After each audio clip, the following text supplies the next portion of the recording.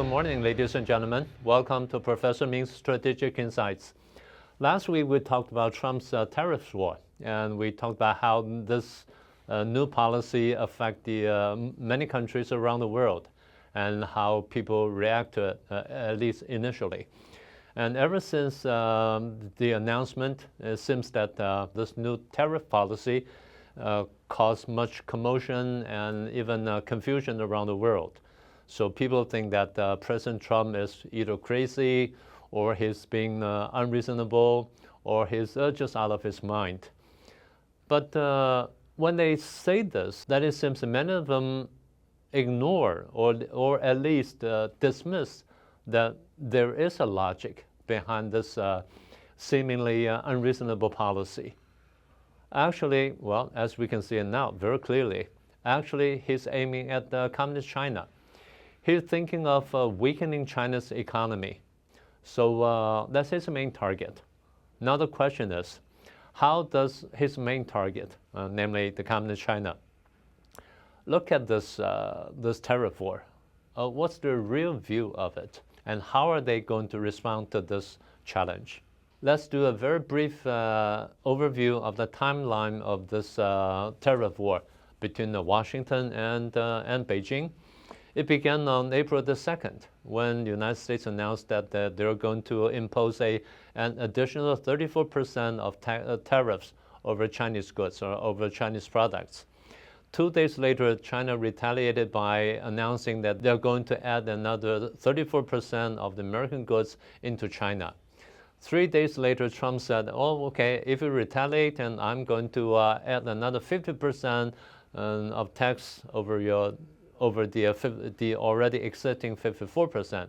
So that brings the tariff of Chinese goods into the United States to 104%, over 100%. 2 days later, China retaliated by adding another 34% to the already existing 50%. So that adds up to 84% over the American goods into China. Then on the same day, Trump says, if you retaliate, then I'm going to add your tariff to 125%. I'm going to give another grace period to other countries all over the world, an extra 90 days, a grace period of 90 days. And then 1 day later, that the White House confirmed that in addition to this 104% of Chinese goods in the United States, don't forget, there was a fentanyl tax, 20% fentanyl tax. So putting them together, we're charging the Chinese goods for 125%. So putting these two together, we're actually charging the Chinese goods for 145% of the tax. So that's a lot, that's a huge amount. And then 1 day later, China retaliated by saying that, oh, I'm going to add your tax to another 41%. So that makes up to 125%. So now this is the current case. 145% versus 125%. And it seems that Beijing and Washington are going into a deadlock between them. So that's the current situation of the tariff war. As I mentioned before, that communist China tends to place much emphasis on propaganda. They're very good at fighting a psychological warfare, and this is no exception. So in this case of tariff war, China wages a propaganda war on a global scale against the United States on this tariff war thing. The Chinese accusation against the United States can be divided into several domains, economic, political, and other domains. The first one is, of course, the economic domain. There are several lines of main themes in their propaganda in terms of this economic domain. The first one is economic bullying. China tends to describe the United States of being a economic bully. The United States bully other countries through economic means, and this is no exception this time. So they call it economic bullying or trade intimidation. They accuse the United States of beginning this whole thing from a zero-sum mindset. They're still caught in a Cold War. They're driven by this zero-sum mindset, and they don't want a win-win situation. They want They just want to win, and they don't care about other countries' feeling or kind of the impact upon other countries, and they're just ruthless. That's the first thing. The second thing is that United States tends to muscle other people. They think they're strong, they're robust. Other countries are weak and they're feeble. So United States can push other people around. And this time, United States is doing the same thing again. And that's a first line of argument. The second line of accusation is how the United States is dismantling if not dismantling, or at least it's disrupting this global supply chain, be them a high-tech products such as 3C products, chips, high-end chips, or other things. And that's the disruption of the supply chain. And then following that is the destabilization of the global market, and how United States hurt other countries' economy and people's living, and so on and so forth. And how the third world countries are badly affected by this kind of imposed tariffs and unreasonably imposed tariffs by the United States. And the third line of accusation against the United States tariff war is how the United States is obsessed by the mentality of unilateralism or protectionism. And this is an old cliche. They've been accusing the United States for decades for that. So these are the three main lines or three main themes in terms of economic domain, the accusation of economic domain against this tariff war. The second domain is, of course, the political domain. They charge the United States, as we mentioned earlier, they charge the United States of being obsessed or being caught, still being caught by this kind of Cold War mentality, and they want to conduct a so-called peaceful evolution or peaceful revolution against us socialist states or against us socialist countries, and that's the first thing. The second line of argument in this political domain is how the United States want to use this kind of tariff war to prevent China or to contain China from rising. And China is rising, and that's inevitable. And that's almost a historical inevitability, and how the United States wants to protect it, and it's totally unreasonable. And that's the second line. The third line behind this second line is, of course, what we call the false or the fake nationalism, and say how China's rise is so important to the Chinese people around the world, not only on mainland China, but also in Taiwan, Southeast Asia, or even other parts of the world, and how the Chinese around the world are aspiring for this kind of this outcome or this consequence. And the United States is running or is working against this historical trend, and how it's unreasonable. Or all of these is because the United States want to protect or want to extend their worldly hegemony, and the United States doesn't want to leave the so-called historical stage. That's the argument in the political domain. So aside from the economic and political domain, there's always a moral domain. Communist China always want to describe themselves or want to portray themselves as morally superior to other countries, especially to the imperialist United States. And they're nobler. So that's how they see themselves, at least ideologically. Beijing has been emphasizing that what they have been doing or they've been engaging in is only self-defense, totally self-defense, nothing offensive. It's all because of the United States. And the United States started the whole thing, and the United States is the one to be blamed, and so on and so forth. So again, very briefly, Communist China or Beijing is always morally superior to the United States. And United States demands and the requirements are either unreasonable or it's just out of the reason. It's just totally unreasonable. So it's bad.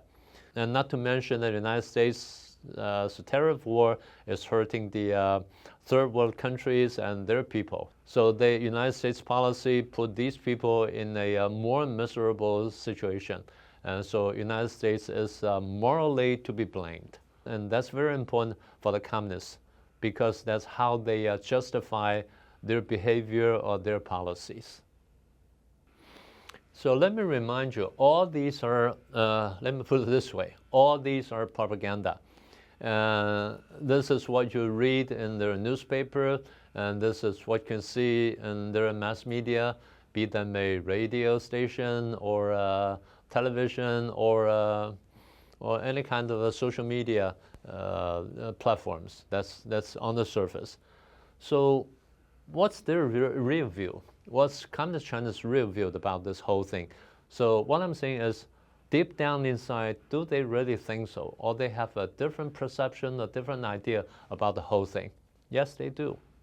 Ideologically, as I mentioned before, ideologically, they believe or they're convinced that capitalism will be phasing out and will be replaced by socialism or by communism eventually. And that's predestined. According to Lenin, imperialism is the highest stage of capitalism. And according to Marx, that capitalism will be phasing out eventually and be replaced by socialism or communism, as we mentioned before. So United States is the sole representation or sole representative of this imperialism, and it will oppress the latecomers, the socialist countries or socialist states, and that's a struggle. It's not only a class struggle, but it's also a struggle among the countries of different development stages. So it's a war. So in short, it is a war.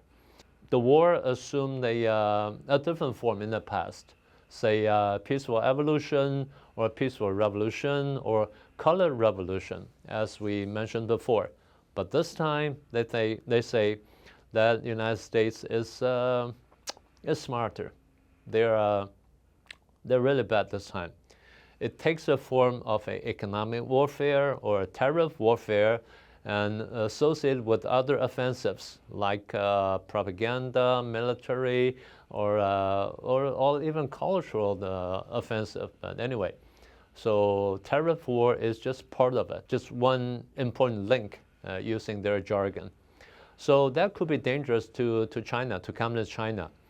So they cannot rule out the possibility of a total collapse of their system. That's why they want to get very serious. They want to be vigilant about this challenge posed by the United States. So if that's a viewpoint of Beijing's for this tariff war, so how are they going to respond? How are they going to respond or to react to this challenge posed by Trump or by the United States? In their eyes, they in the last tariff war or last trade war, somewhere between 2019 through 2021, 22, or even during the Biden administration. In the eyes of Beijing, they did not lose in the last battle. They signed an agreement with Trump, but they did not really carry it out. They did not really fulfill the requirements as they promised. Altogether, they bought only 58% of the American goods as they promised. And then Trump lost the election, and Trump was kicked out of the White House. So Beijing did not lose. In a sense, Beijing thinks they have won the last battle, the last trade war against Trump's administration. And that's what happened last time. And what about this time? What kind of cards they have in their hands? The first thing is they are betting on the inflation that the United States would experience an inflation, and probably a very bad one. Things will go up, and the prices will go up, and oil, food, housing, anything. So that's the first thing. Second, there will be a failure, a drop, a simultaneous drop of stock market, bond market, or even foreign exchange market in the United States. And they don't think that the United States can handle that. And the United States may not be able to survive it. And that's how they think about it. The third thing is, if these all happen together or in a sequential way, They don't think that the American people can stand it. They'll probably rise against Trump and then together with other people. So that's the third card they have. The fourth one is there'll be a supply shortage of commodities or of goods, because a small business or medium business or many even big businesses, big American business like a Walmart or Target, they rely on Chinese goods heavily. So they don't think that the American business can stand it, and that will cause again an overall or a comprehensive inflation in the U.S. economy and United States society. So the American people cannot withstand that. So they'll rise and they'll fight against Trump, and that's the kind of cards they have. And then in their eyes, in the eyes of Beijing, they think that not only Beijing goes against this, and even the European countries don't like it. They hate Trump, and they want to fight against Trump, and they have fought back already. So in their eyes, they can join hands with the European countries or even with Canada, Australia, New Zealand, Japan, you name it. So that's what they think they have. And then next thing is they think they are witnessing a trend of a de-Americanization in the supply chain. That's what they think. Well, that may not be the case. That may not be the real case, but that's what they believe. And then they think that the Democrats, the American Democratic Party, will hate it, and they'll hate Trump, and they'll use it as a leverage and to kick Trump out. So that's another card they have. The last card they have is Trump. Well, they think that Trump is so eager to accomplish something, and that's a kind of psychological, how should we call it? A psychological base they can use, or a psychological leverage they can use against Trump himself. They can force Trump to into some kind of negotiation if he wants to get something done, and to show to the people that, oh, look how smart I am, or how remarkable I am, or what kind of a good president I have been, and so on and so forth. Actually, they kind of detected over Trump's handling of the Ukraine war. So they think that's something that they can utilize. So all these lead us to one final question. What does Communist China want? What does Beijing want out of this tariff war? Again, their goal or their final target can be divided into three layers. The low layer, the medium layer, and the top layer, or what they call the medium, medium, and the maximum goal. For the low level goal, or the low layer, well, they can sign an agreement with the United States, just as what they did last time, and they're hoping just to fulfill only a part of it, a small part of it, and they're also hoping that the United States will reciprocate to a certain extent, and until 4 years, until Trump stepped down from the White House, and that's the low-level target they have. And for the medium level, well, listen carefully. They want to bring down Trump.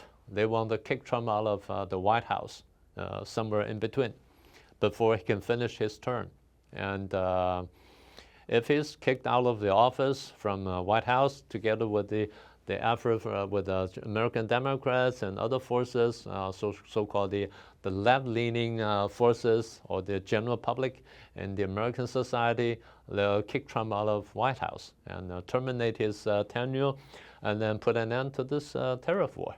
And that's the medium level or medium layer of their target. What about the top? What about the top target? What about the top layer of their anticipation? Well, they want to defeat the United States, and they want to bring down this representation or representative of the modern-day imperialists or imperialism. And then probably accompanied by taking over Taiwan by force and kicking the United States out of Asia altogether, and Beijing will become the sole or the biggest hegemon in Asia, and even be on top of the world. You think this is crazy? No? In their eyes, it's almost historically inevitable. It's only a matter of time, because that's what Marx has been telling them, for over 100 years.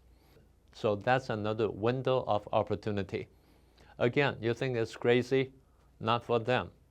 They're kind of serious about this. The question is when and how, or how soon. Can we do it in this 5 years time, or a 2-year time, or what? Anyway, that's what they've been contemplating, and that's the idea they've been playing around.